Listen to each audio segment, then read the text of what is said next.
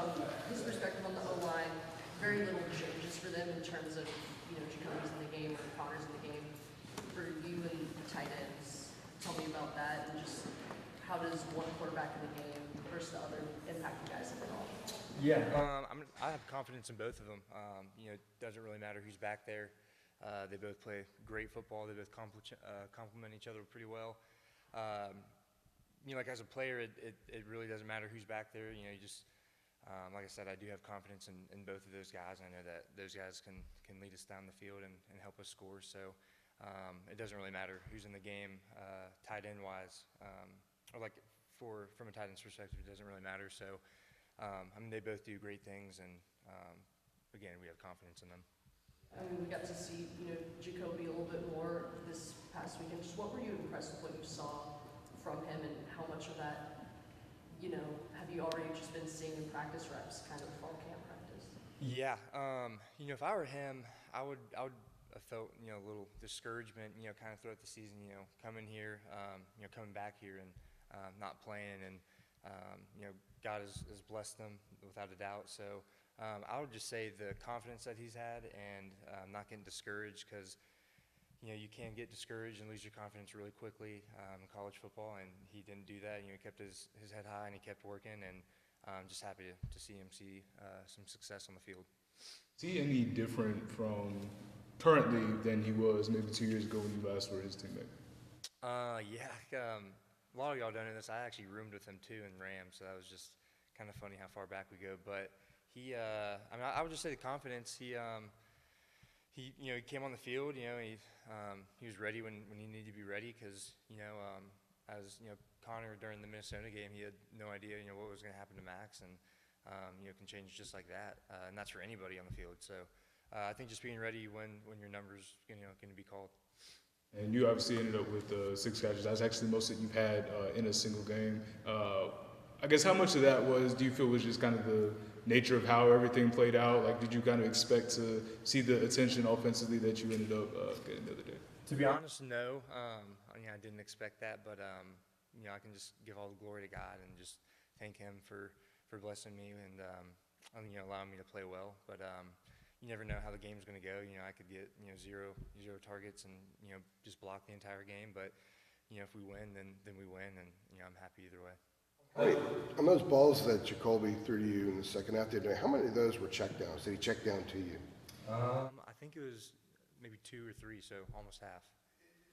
It's like something that, even though he's an older player, he's a young player as far as game experience goes. Mm-hmm. It looked like check down was something that he did pretty well. Is that something that you've seen from him throughout since he came back? Yeah, and yeah, and there's a mental clock in your head at especially at QB. You can't sit in that pocket for too long, and you can't hold the ball for too long. Nobody has eyes in the back of your head, so I think he was probably just trying to get it out as quick as he can too, and just get what you can get, and play another down. Football's often a game of opportunity. If someone gets hurt, someone else gets an opportunity. Is it kind of a cool story in your mind when you think about the path that Jacoby has traveled to get back here, and now he's on the field and very well could get a lot of reps moving forward? Absolutely, yeah. And I think that's only a God thing, which is crazy, because he didn't play here. He was behind Drake, then he transferred to Arkansas, didn't play a whole lot there, and then he came back. Wasn't starting, and unfortunately with Max, the injury and stuff, and it's just all God. It's nothing else but Him. So. Feel-good aspect for you? You've known him for a while. You've kind of seen the track. You kind of look at him and say, "That's kind of cool that he's got this." Right. Yeah. Absolutely. As a friend and as a teammate, but like we were saying earlier with the quarterbacks, it doesn't matter who's back there. I've got full confidence in both of them. But even if that was happening with Connor, I'd be just as happy for him. Coach, we've avoided the obvious question, I think. Your very nimble touchdown the other night. Tell us about that. You made some moves. That's a long time coming. Howard had almost tackled you. There's like friendly fire involved there. Take us through the thing, and you put some shakes on some people. Yeah, no. I don't know. Just kind of came to me. It wasn't it's not something I've been practicing. For however long. Just a little jump cut, and just tried to make the first guy miss, and just on open lane from there. And it was Howard, right? Yes, sir. Yeah. Yes, sir. How in the heck was he? How did he get turned around like that? I mean, he was that's the thing about to have a head-on collision. Yeah, I don't know, but I'm not sure how it all played out on his end, but I know it worked out, and just happy that God allowed me to score. So. How important is it for you guys to end this non-conference slate on a high note as you're heading to next week ACC play, a rivalry game? Yeah, I mean we're not even talking about Duke. We got to focus on what we're doing now, and we got to be where our feet are at. And although it is going to be a big game, like we got to focus on JMU. Duke doesn't matter unless we can beat JMU, and like that's our standard. And you've seen Coach Brown talk about it, and it's us versus us. So. Just focus on JMU and taking it one day at a time. A clean non-conference slate too. I'm sure that's that's Yeah, important. yeah. Get you guys conference. Absolutely, yeah, for sure. What have been the points of emphasis in practice this week? I mean, it's just kind of been the same thing, like it's us versus us. You got to be where your feet are at. If you're at film, you're at film. If you're at practice, you're at practice. You're at classes, you're at classes. Like you can't get too far ahead of yourselves, because then that's when you start talking about Duke. That's when you start talking about Georgia Tech. Like those games don't matter, because we're playing JMU this week, so it's all about JMU. So like I said, just being where your feet are at. He was off last weekend, so like 2 games to look at with a whole new coaching staff, a lot of new stuff that they're doing. What's your take on them defensively? What are some of the things they do that you guys are focusing in on? Yeah, I mean, we're really just going out there and going to be playing our own ball. We're excited for the game to come up, and I mean, they've got good players, and it'll be a good matchup. They've been really, really good in their conference, and we're excited to play them. They got George Pettaway. That'll be good to see him. So we're excited to have that matchup.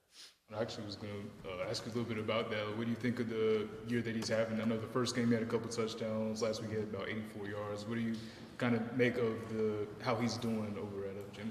Yeah, I'm happy for him. It stinks that wasn't getting as much playing time here, but that's how it happens, and that's how it goes. But I'm happy for him for all the success that he's seen. Like text him like, oh, I saw you touchdown, anything like that? I have not. I need to though. I haven't, but and I'm sure I'll see him after the game too. So. Remember about that? It was the Wofford game in 2021. That it was the Jacoby Ray split. You remember that? Like, what do you? I mean, that's the only game Jacoby started, I believe, if I'm right. Yes. What do you remember? What do you remember about that day? It was a long time ago. It was, man. Yeah, and I think Sam might have been hurt, or they didn't want him to play, but yeah, I don't know. I know that I know that they did split time, but I don't remember a whole lot about it. Okay. Take us back to, you said you lived with him, Jacoby. When was this? 2020? Yeah, 2020 and 21 when we were in the dorms. Who all was in? Like, was there a group of guys there? Yeah, so it was me, Colby Doreen, Landon Stevens. Those guys are gone, and Jacoby. And it was a blast. 3206. That was our room. It was just a really good time, and we all stay in contact till today, and just kind of cool to see how far we've all come, and especially him and his story. So just awesome looking back on it. What's Jacoby like as a roommate? I would definitely say that he definitely has a personality. I know he can be quiet at sometimes, but during COVID, we came in early. We had spring break, and then we stayed home for however long. And he was actually home with me for about 3 months. So I had him at my house, and that was fun too, because we could learn the playbook, go out and throw, and it's like we weren't missing a beat, not being here. But he's a good roommate. He is. He thinks he's funny. Sometimes he is. Sometimes he isn't. But he's a good dude. He's a really good dude, and he loves the Lord, and he's great. Quick question, just random question. Do you use the UNC barbershop? And if so, what do you like about that space? I don't. I know a lot of guys do. I actually have a girl that I go get my hair cut at from called Avita Edgeman, kind of like 10 minutes past Walmart. But I put a few guys on with her, and she's great, and she cuts Coach Forbes' hair. And but I don't. It's like a lot of people say that they're cheating on their barber and stuff. But so I kind of feel the same way. Like I feel like I can't do her dirty when I get a different haircut. But Do what you got to do. How much did you talk to Jacoby when he was at Arkansas? I'd say about maybe like every 2 weeks to a month. Yeah. What was that like? I mean, just normal stuff, but what did he tell you about, when did the idea of maybe coming back here, start gaining some traction?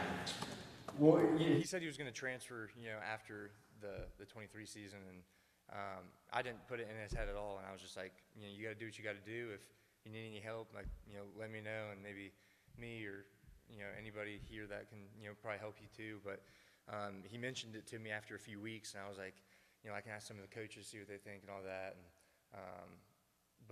it's, being here, leaving, and coming back, sometimes that can be a little messy, but he wasn't going to tell anyone just because like he literally had no idea. And transfer portal is can be ups and downs with that, but just talk to a few of the coaches, and I think they were on board with it, and yeah. Were you kind of like, wow, when you first maybe said this could happen? You know what I mean? Like it's kind of you don't see this happen all the time. And a lot of like our older guys that are done playing were saying that too. They're like, who would have thought and stuff, and but yeah, it was I wasn't expecting it at all. So About him that made this unique move not messy. You mentioned it can be messy if a guy tries it. Why wasn't it messy for Jacoby? What's unique about him that made this work? I think obviously having relationships here from the past probably helped the most. But again, like you don't know what you're getting into, because you can transfer and not get picked up, or you can transfer and not play. And I think just having the past connections and relationships from here probably helped.